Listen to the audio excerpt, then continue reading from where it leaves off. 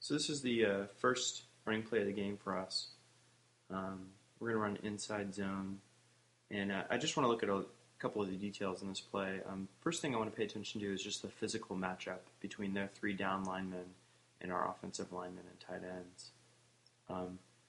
So if you look at the alignment that they have, there's two natural bubbles in their alignment that we want to try to exploit, and that's one of the reasons that inside zone is a good call here. We want this play side running lane, and then we want to create a backside running lane here. So you can see we kind of double the nose.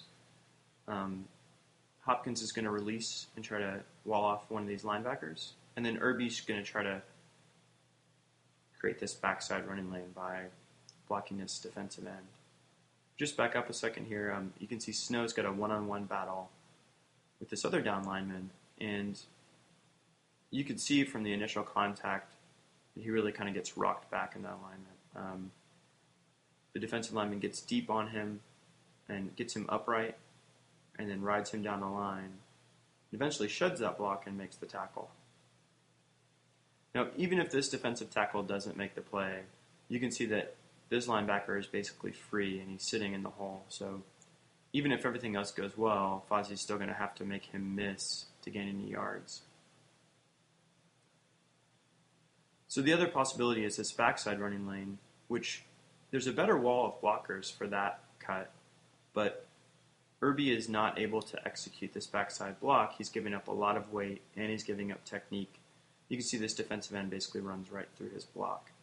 So the backside cut isn't really there either unless Fozzie makes kind of an amazing cut through the hole. This is a matchup we definitely struggled with throughout the game, was our tight ends and H-backs versus their defensive ends was a really tough matchup for us.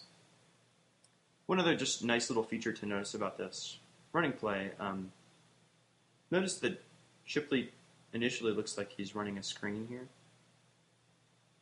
So, and that may very well be packaged with this play, but notice that what that naturally does is takes this player who, if the backside cut is made, is one of the players that could close down and take that backside cut away.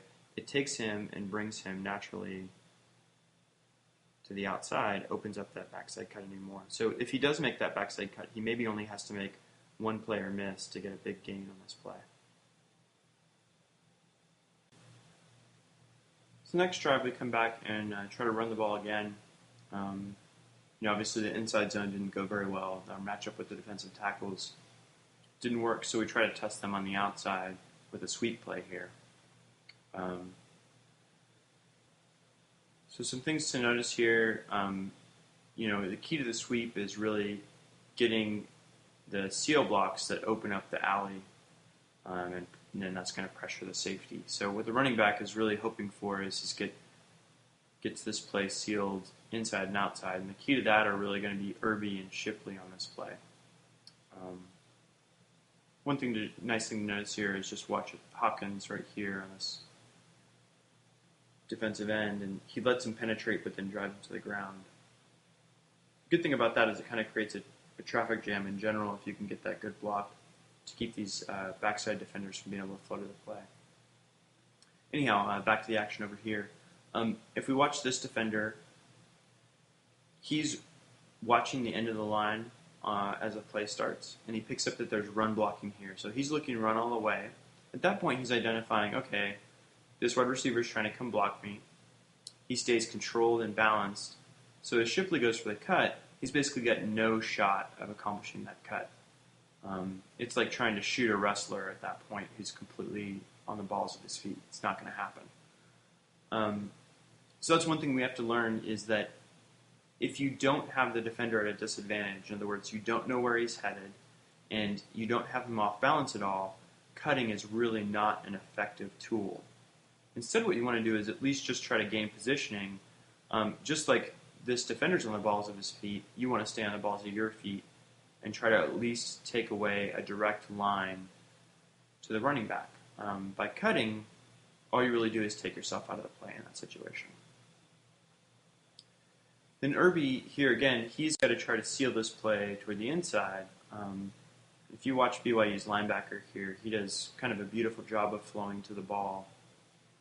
He bounces off a chip from Jones, and then wades right through Irby's block and eventually makes the tackle on the play. So you can see BYU's front was really prepared to shut down the run game. They took away the inside zone with no power, or with no problem, and then this sweep play they were definitely prepared for as well. So this is a power play on the next drive. You can see right before the snap of the ball that BYU stems its defensive line toward the strong side of the formation. So that causes a rapid shift of assignments right before the ball is snapped. Sometimes that can cause confusion. That's something that we'll probably see fairly typically as teams try to take away our gap running from us. But we still do a fairly good job on this power. A couple things to notice. One would be Jones' block on this defensive end. Does a pretty good job. And so, yes, 91's getting some penetration, but Jones has outside leverage on him, which is what he ultimately wants on this play. Snow is pulling on this play and, in my opinion, does a poor job of reading the blocks. Every time he pulls on power, he looks to be attacking right outside the tackle, and he's got to read this block from the tight end. And if the tight end is blocking the defensive end inside, like I've said before, he needs to come outside of that.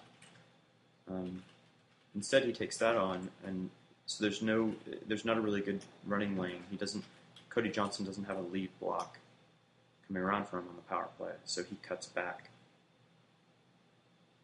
But if he pulls there, if he comes around this block, and he blocks here, then there's a pretty good running lane here. Johnson probably can make something happen. Instead, he cuts back on this play, which really isn't intended on the power play. It's sort of a last resort, and he ends up getting hardly any gain.